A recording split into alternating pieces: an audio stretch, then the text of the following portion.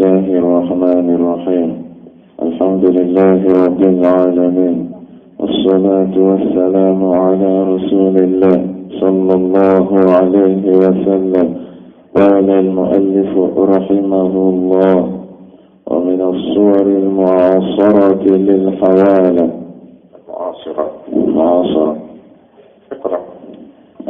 الحوالة المصرفية. ومن الصور المعاصرة يرجع. ومن الصور المعاصرة للحوالة. المعاصرة بكسر الصاد. ومن الصور المعاصرة للحوالة. بسم الله الرحمن الرحيم. الحمد لله رب العالمين، والصلاة والسلام على رسول الله وعلى آله وصحبه وسلم تسليما كثيرا. أما بعد، السلام عليكم ورحمة الله وبركاته. كلامي رحمه الله أقول من بلد ويوم من بيت كوري يلما كذا سامبرته وكينيا من بيت نبي كلام كوادي نناسيسا أرينا وكينيا دوفينا. نعم. الحوالة المصرفية. ولي بانكي بانكي ويوم من بيت. الحوالة المصرفية بانكي بانكي ويوم من بيت. نعم. وهي وسيلة لسداد مبالغ نقدية مقابل تسديد مقابلها في جهة أخرى. وبكذا سرا من كويكا وارد سرا بانكي إذا وارد بانكي ما كم بانكي سنايو سرا سامبرته كارده إذا وارد بانكي ما أنا كتوفا. نعم. وصورتها أكتوفي. نعم. أن يقوم الشخص بدفع مبلغ نقدي إلى بنك من البنوك. إذا ولي كذا نواري لوي إذا واري دوتا كولي هاي كذا دي بانكي ما وأنتي بلو إلى رجولي هاي كذا دي بانكي ما كنا واتم فلان. مطالبا منه سداد قيمة هذا المبلغ لشخص آخر. إذا إن بانكي بلغو من واتم دما ما ينفع يعني واتم سرا واتم جوان دلا سامبرته إلى بعديجا واتم دي أورانج ماني ما إذا فايدا واتم نفع يعني جوان سرا ني واقع كما تقول واتم مديني أتنا وجاتي كذي أبنا جوان دلدي أبنا واتم فرد من إنسان بكلي. ولله تعاقون واتم كذا دما وام كذا دما أيه أجوان سرا إيه سامبرته دوباره. سوالا أبدا جوار سويا كله يا فاو أبي جام باكا أبي سفا ويا سفا بدومو جمانا مولا كارثما جالا أتيكه وار سويا كله إلهيا ويا كسفاي إذا وار لغدا كانا يا وارني كانا واري كله واتان كذا دي بانكي ما أسيرك وستين إنديا أسيرك موني كرامي أسيرك أورانج موني أسويا كشا واتان كما لافو نلاسي لا موادو ما تقولولا إوارس لا كلا كله problem تولا problem نكمل إوارس لا ما كله إوارس لا ما كله وكتير كتوجه. نعم. في بلد آخر نظير عمولة يتقاضاها البنك. بنكي بوكه أفنتك على بسام أباك نظير عمولة أباك وارد لبسام وارني إذا دما ورني أسرا إذا أسرا دما وإذا جلوه سميلا إبتنا جوانيا يسمى حوالة كنيا دلوي إذا كوار ترانسفير كذا جمانا بره لون كلاو وقت كلمة مثلا تخريج تولا amal la bonda di mane kono e masala ni amal la bonda di mane kono masala sura yake ka masala ne majine o ke jodi ele le vese ka wada do chi modo ma wake to ka wada chi modo ma ele wuli ba ke mo bo bara soya ke ko orange mo le ka shasna yo wuli ta do ma wata ne ple mese ya la chi na modo ma ya fe wake to la ko ba si ta la me ka ka sra ni la ka Neka paranoia que debe minimizar o que me logró mi base en pasada. El agua que le daba, a ver, el agua la señora de Romero, todo que la posibilidad. El que me que Julule do banque la va. Ega Julule do ala. Walma, eka bila dara de terila. Tahu yang jual tu ala, bonda de. Tahu kalau ikat pelapana boleh jadi lah, orang bonda de. Ikat selection memang jual tu ala. Ele pada ada jual tu ala, memang ada bawa kama. Ikat pelapana boleh lah. Ele berwaktu yang sebuah ke, nah, apa lagi yang dipelajari kata naik ada boleh.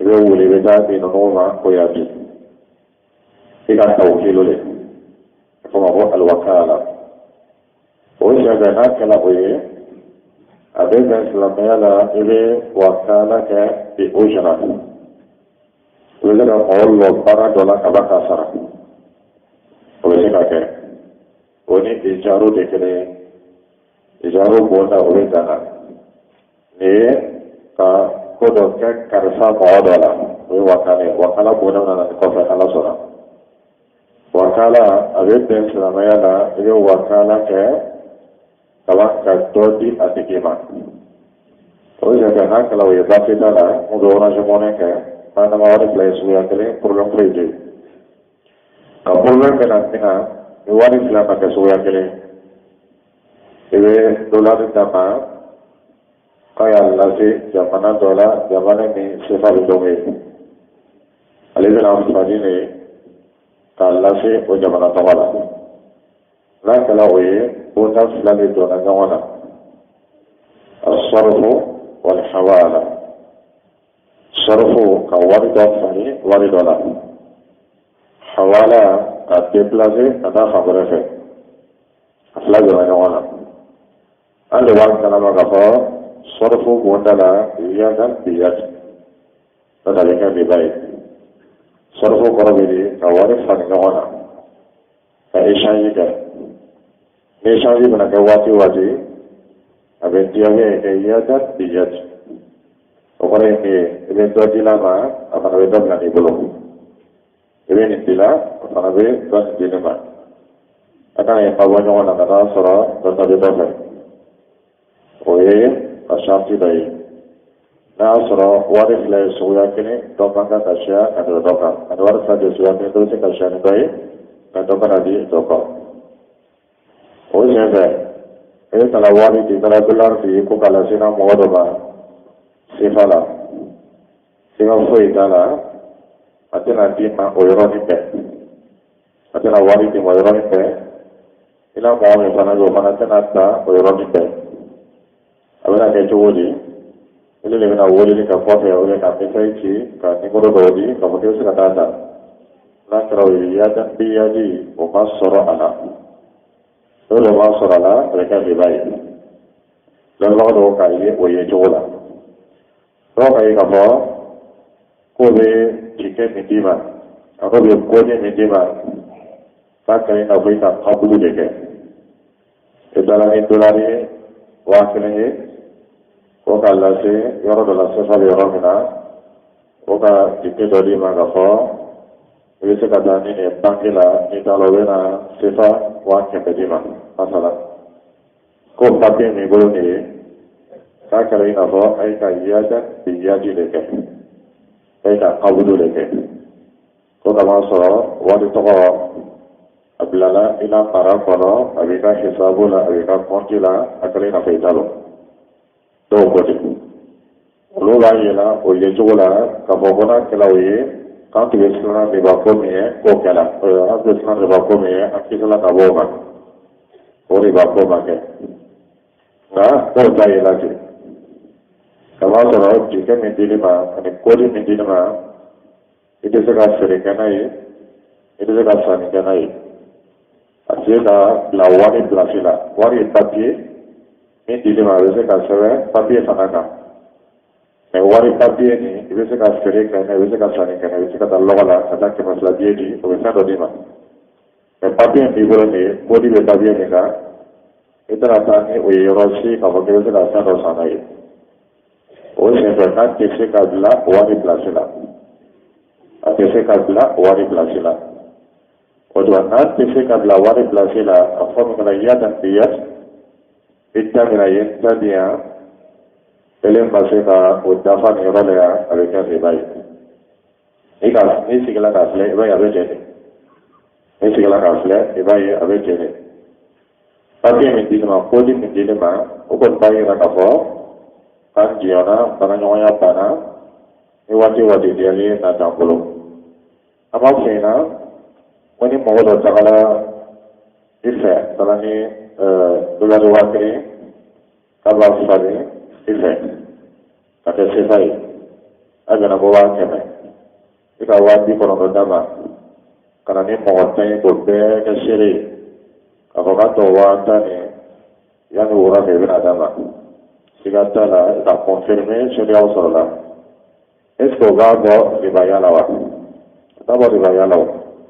La papier mentilma, anche le sceria che avevo sona, il lavoro da ben fatto. Wati dia le vese dada. Anche so che avevo il lavoro ben fatto, potai na avevo guarda se rivolo. Guarda se rivolo. Buone altro conti da venire in rivolo. Conti da rivolo. Vese che parti do ka guarda da conti mina. Nai yele mala o conti tola, akari na bokabudo kana. Mentual mi boleh, kamu tu nak sebut apa tu kalau presentasi, kita ni orang presentasi panggila, apa nama selain itu cialah, nak itu cialah, ada seorang kampung nanti mah, tu apa ini nama ilam kontila, nah ilam kontila wajib mana asalasan nanti dia nanti, akhirnya nafo ikam mana wajib, orang yang barang orang yang jadi sekarang ni bapa, solusi jumai. Solution ni coba lah, ni mau tu sona boleh, boleh cukai. Mau nak kau baik kau kau kasuma. Boleh kau mule wari ye maka kau wari siapa beri. Ni mau minta offer, for example, ni maka wari doji dolar di bolu, ni maka ci euro do, sefa betul euro mana. Nah ni se apa ina, ayat mana se follow, kau mau berapa se, ayat mana kau sefai. Mana itu jenis sefa lebih yang ayat nama follow yang sefai. Sekarang orang kaya, alih revisi kat sefa ni jelema. Konti revisi kat tanah, alih kisah revisi kat tanah, alih exchange kat euro mana. Alih exchange kat follow, alih dolar nama, abai nama kat sefai, kodiman. So jelema, bank kirim kono, evita kisah berada, kata evita sefa ni tanah yang ada, evita sefa haknya di Kasara ada tengah. Oleh perasaan kafirna, kami ilah sefa lah tengah, sefa wan keme, kami lutila muama. Ini jawaban nikah, nak kami nak para nyoya mungkin ye, anu apode wah lala, anu apode keme sabala, anu apode dolari lah, harus nak dolari, harus nak sefa, harus nak waru beri, minat jadi. Lalu kalau oye problem full sekala, jadi sekarang boleh apa? Walma sefa be jawana mina ale be makalata yoro dollar be yoro mina nim fola ni ofana ngo beke otana kalawe ata para ngo ya flaka ka fla bono na ka fla ga sana to no soro afla na de to no na ka ba to mo be ishaye ke be ka fa soro na mo be wani yele ma ko be na ba so so panki be na ba shama soro panki mo be transfer ke o be na ba shama do wari fla ka ke Iwaris lata kekele, ulu ini exchange ke, ugur tonoso. Kasara sisa, agana bilang ke kata, transfer ke, abu mana tonoso, aba bele fara ɲɔgɔn kan ka fili na ka kɛ baara kelen ye ka taa sɔrɔ baara kelen tɛ ni mɔgɔ min ka kɛ o kɛcogo la i bɛ kisi ka bɔ subaha ma i bɛ kisi ka bɔ problème bɛɛ ma ka taa sɔrɔ fɛn dɔ fana a ka nɔgɔn hali tuma dɔ la a bɛ dɔ fara projet yɛrɛ kan projet min b'i bolo a bɛ dɔ fara o kan parce que mɔgɔ dɔ bɛ se ka mɔgɔ dɔ ka laɲini bɛ se ka kɛ échange ka wari yɛlɛma a bɛ fɛ ka transférer sɔrɔlakɛlaw ye i bɛ nafa sɔrɔ olu bɛɛ la ni mɔgɔ min fana na ni wari dɔ k'a b'a transférer wari min ɲɔgɔn kan ka di yan fɛ basi t'a la i b'a kɛ o ye nka i kɔni kana échange charte kɛ k'a fɔ k'a y'a transférer fɛ n'a kɛla o ye o bɛ i n'a fɔ i ka charte fila don feere kelen kɔnɔ o fana bɛ kɛ haramu ye naam. السوستجا Ota n'o faamuyala banque bɛ min kɛla sisan o de filɛ nin ye bangebaw ka min fana ko dɔ fɛ yen na souvent min b'a la o fana fɛ yen na baaraɲɔgɔnya dɔ bɛ yen o tun bɛ ka kɔrɔ a bɛ fɔ ma ko asuftaja ka fɔ cogo ka ca i bɛ se ka fɔ asuftaja i bɛ se ka fɔ ko asuftuja i bɛ se ka fɔ ko asuftaja ka fɔ cogo ka ca kama sɔrɔ kumakan min don arabukan tɛ mais muharraba o de ye arabu ka utiliser o la ka na a fɔ ka bɛn arabukan fɔcogo ma n'o tɛ arabukan tɛ i n'a fɔ o bɛ an ka kan na ɲɔgɔn ma ni kanw don dɔ la ɲɔgɔn na i bɛ taa mot dɔ sɔrɔ kan dɔ la ka taa sɔrɔ o kan tɔgɔ dɔ tɛ i n'a fɔ komi a kɛla tan komi nin julakan tɛ o komi a kɛla tan o kosɔn nin kɛla komi tɛ julakan ye tubabukan don mais a ladonna julakan na julaw ka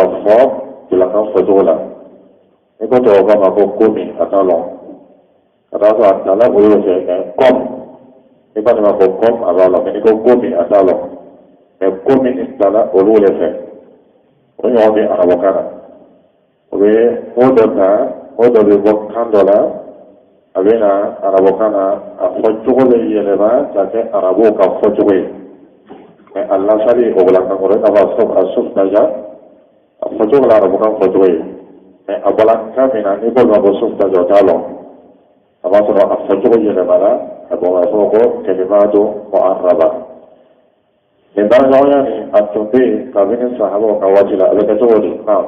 نعم وهي مما يلحق بالحوالة أيضا ale fana ye masala dɔ ye a bɛ se ka kɛ hawala suguya dɔ ye hawala a kɛɲɛ ka ca suftaja o bɛ se ka kɛ a kɛcogo dɔ ye naam o bɛ kɛ cogo di.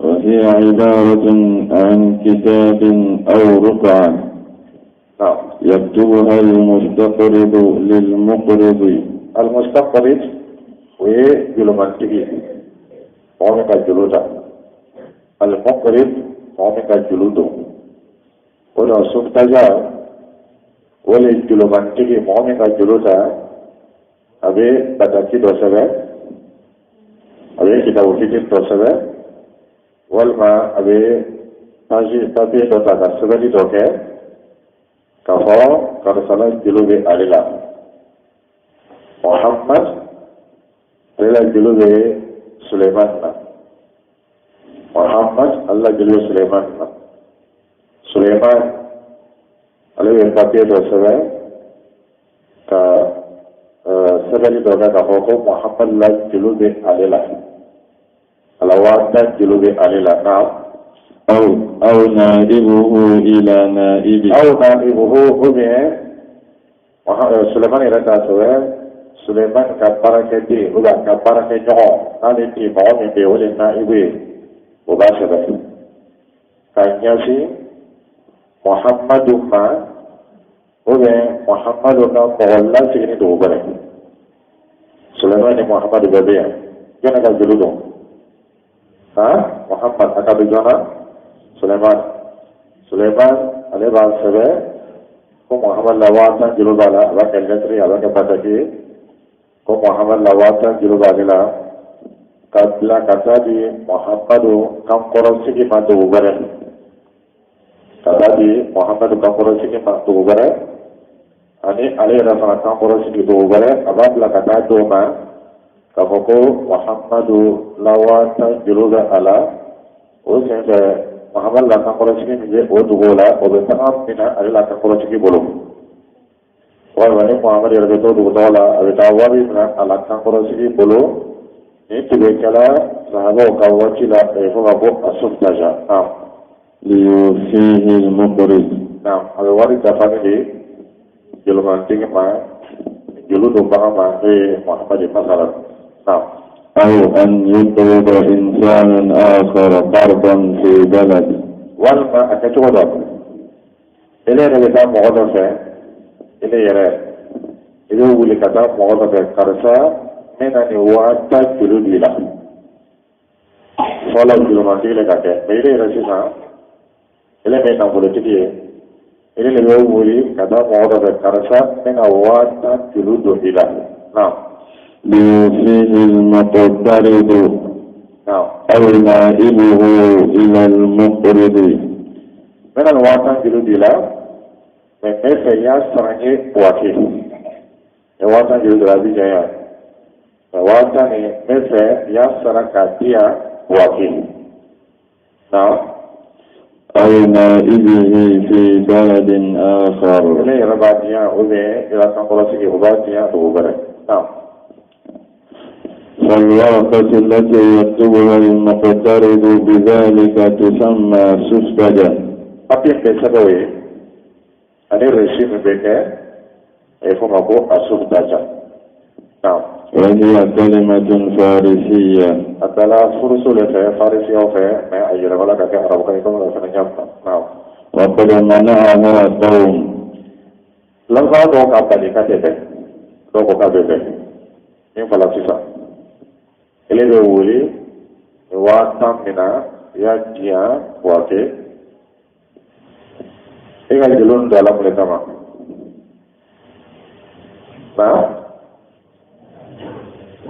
إذا جلون دالم لكما سبعة أيضا كان نصره أيضا كان هنا لا وإذا جلون دوني لكما إذا دوني لكما Tapi Islam itu na warte bulu kata bisa katuni ko bisa kata. Ka bela tana kita kajulu bila. Saya sara kajian ya fe. Waya sara ini pernah mola segini tu ya sara orang bela mola segini tu lagi. Kita mau tak kita kerja kita orang zaman itu. Ini benar.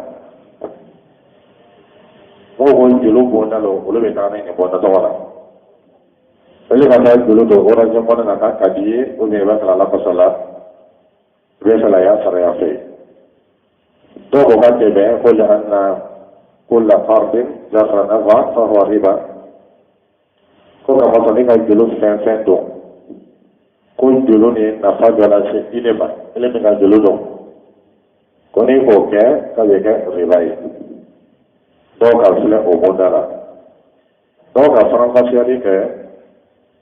Doko apa nama foi la sama julu era koso ko kama so sinamaya la eka julu do mola dia buya dia kaya sara oiro tola eka julu do mola yoro ro dia lai mai flag bena ma bisa da sara o senza ko na so femi déplacer apa ko de segani dépenser la ko na ko de ga ribai ina ho ele Senegalais wake ilana Senela ebe nana ye Abidjan donc ma ko karisa baloboro kere julu dona wake eba ma vadi tala ko be ile tala ko karisa na baloboro kere julu dula wake me ya sara Abidjan pero kalon malo déplacer ma ko be dépenser là et quand baloboro la mobile pendant et là, c'est les gens qui ont donné mobilité. On va pas faire la on va dépenser là. Au Sénégal, là, il n'a pas eu pour la dépenser dans les liens qu'à ben Juloman. Là, il faut que Juloman n'a pas de la séquima, il faut que Juloman n'a pas de la Comme il riba bondala. On a commis au wari qu'on passe là. À la fin, et masala tala. Ibn Zubayr radhiyallahu ta'ala anhu itu sahabat ada tu si Mekah ada wajah di Iraq di zaman kan wajib maka kau ulu cuma Syami Jawana kan kata ira ke Jawana kan kata Syami ke kata Julaya ke kapal ke kana Abdullah bin Zubair radhiyallahu ta'ala anhu inna politiku motivasi kata ira kata Syami ke oben alefe wari ni bo bolo badama wala wari dama abe sebeli doke ka ji oma kabokono sala ira atau hata dulu musahab abu musahab obena se oma atau orang mindi alema oye alewe atau cebo nyonti don Roma nggak harus desain laka atau wakili ale sungai laka kaya Abdullah bin Abbas radhiyallahu ta'ala anhu alema ini kala Ibnu Zubair ini kala tabe na wa kubasi tala lalu tahu okoli ibulu pesisa tapang kita lalu apa bagi mana boleh kan ka transfer ka kita nu wari do ka ta dama kau ni wari ni me fe ya dia favorable ni ma pona kala wari so ya ke problem foi dala kono o ke to sala bala afala akana sharatna ala la kala ya fa ma go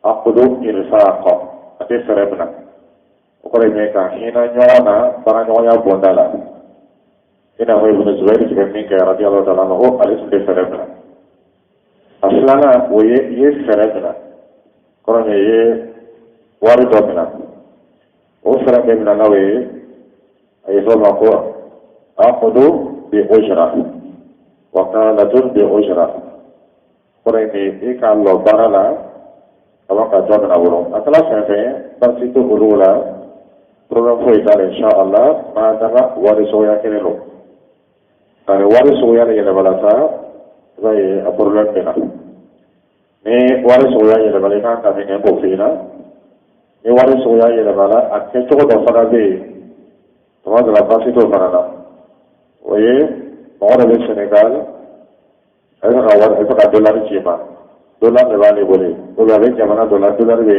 jamana mina oye ka chima waste iniona Oti la gole na pakila asibri wati mina ele fanaka ka fetra ka pakya mina ibana sikbe ale famia ebe jamana ka dollar chi ele baile ka retre sefala ka folam vo bandi bale ke soma ke beta dollar de tale mala de sefa meni ka sefa de vakata mina oso ebe na pakila yung operason que la wati mina oya tromi ka retrek operan sing me bank la bema kolonina operason pana ita mata kada isigi banki shamana sigarobe isigi ebe kodi ci donima ale fana be retrek warta asala bolo wati na be wole ka baka sala bolo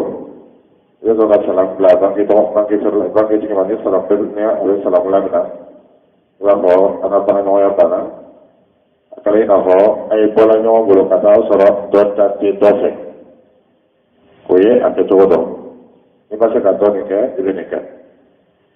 Nah ini biasa kan para ke, ini biasa kan ini para nika kan nafo soro lah kan ini balik dia bukan.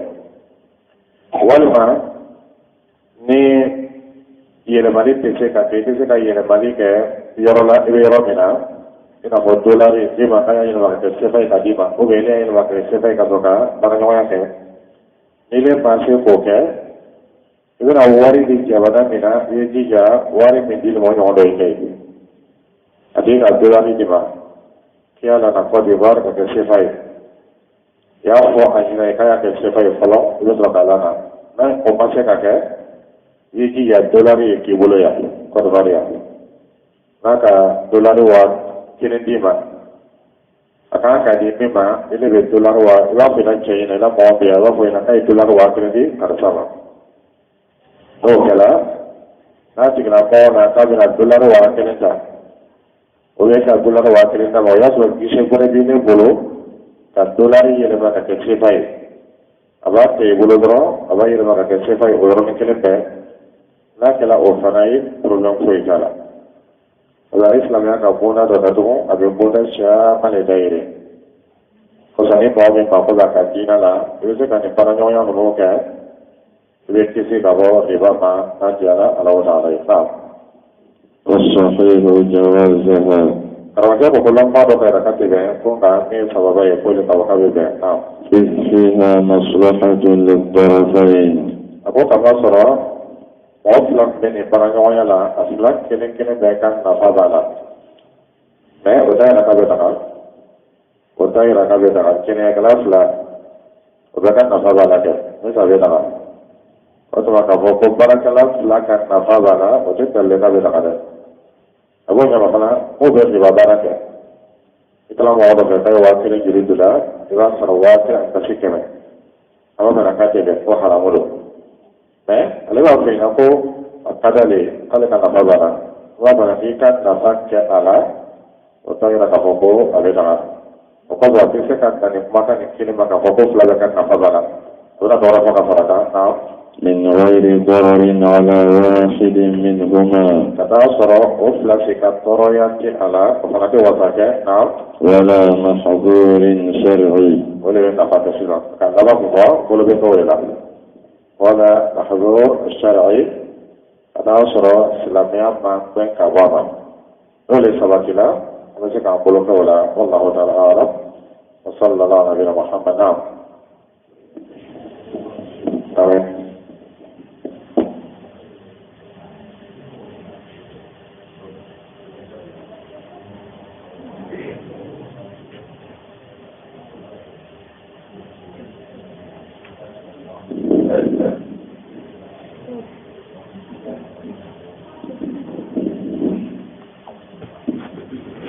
Tapi ini kali ke, orang mau di Saudi Arabia sana, waris di Saudi Arabia ini yang waris kerja, lo tahu waris mau kuliah.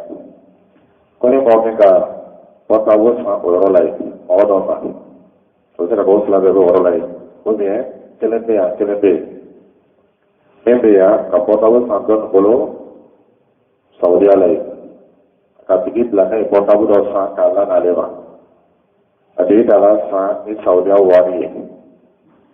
Odi wafanya kapo ya sara na boye Cote d'Ivoire. Ini dah benar sara Cote d'Ivoire, abra ke sefari ko kiti bedi. Ama kana ka Kenya ka sha. Afalo. Ode neka ka portable sa iye Saudi ala alebi ta san folo ni ayar la wori ka solo ka ferile ba.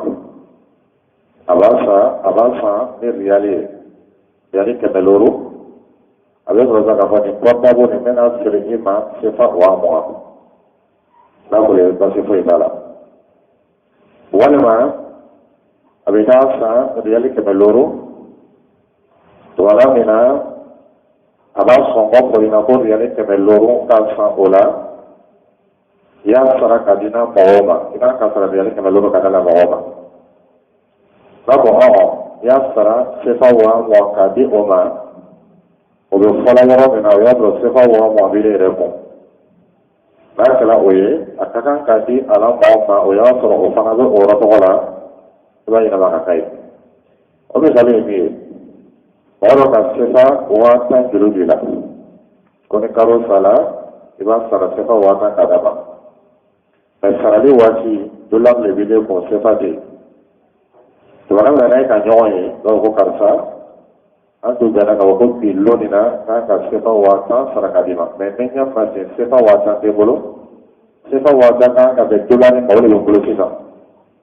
Nah dia ni kita asal kan sefa ikan adima, nah dia ni dolar adima, sefa watan kan betul ni na ulun tawala, ulun siladi. Nah itu na mewah dolar tawala pasti tawala. Mereka kan yang kecil tawala.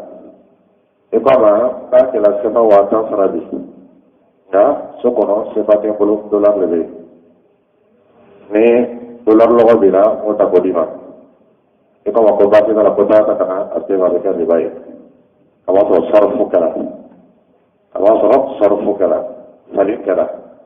Oda saling mereka yang mana ada di orang tua itu dosa. Ani pada garo, punya pada yang garo bala yang udah kede. Now,